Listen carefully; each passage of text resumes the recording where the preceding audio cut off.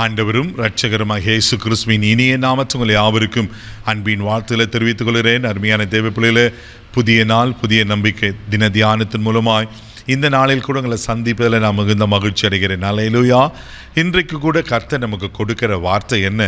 ஏசாயா தீர்க்கதரிசன புஸ்தகம் 62ஆம் அதிகாரம் 4வது வசனத்தை கூட வாசிக்க கேட்போம்.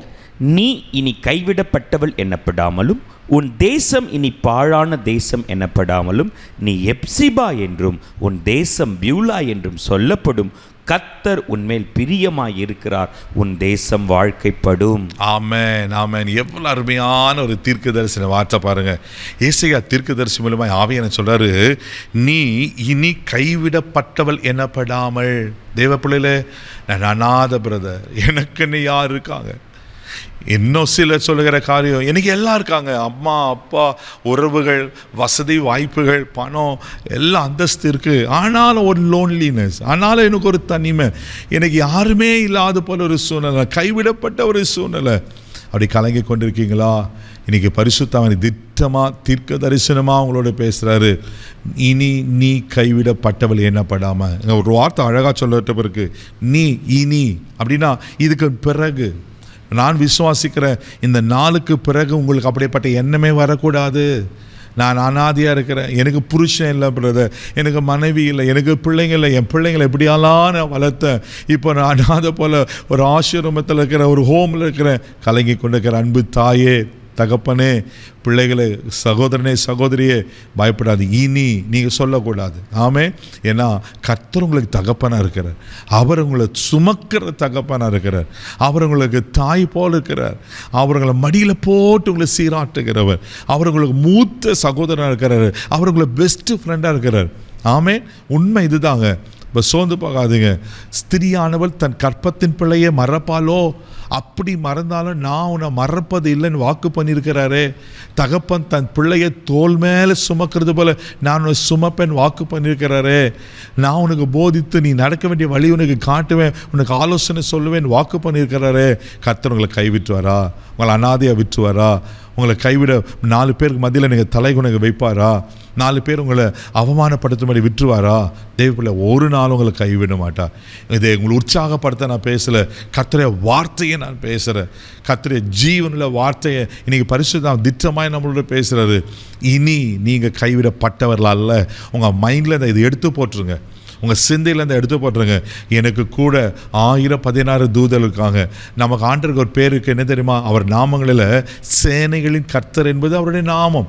அவர் சேனைனா ஒரு பொது மொழிப்பில் இப்படியாச்சில் படைகளின் ஆண்டவர் என்று.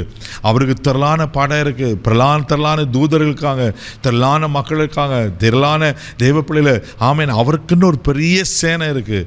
அந்த சேனையெல்லாம் நமக்கு உறவுகள். ஆமே, அப்போ அவர் நம்மளோட கூட இருக்கும்போது நீங்கள் பயப்படணும்? நீங்க கைவிடப்பட்டவள் என்னப்படாம.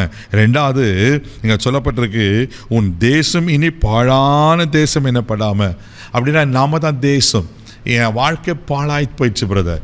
என் ஆம்பிஷன்ஸ் என்ன, நான் எதிர்பார்த்த கனவு என்ன, நான் எதிர்பார்த்த வாழ்க்கை என்ன, எல்லாமே சின்ன பின்னமாயிடுச்சு, எனக்கு ஒன்றுமே இல்லாத போயிடுச்சு, அவ்வளோதான் என் வாழ்க்கை முடிஞ்சிடுச்சுன்னு பாழாயிடுச்சுன்னு நினைக்கிறீங்களா?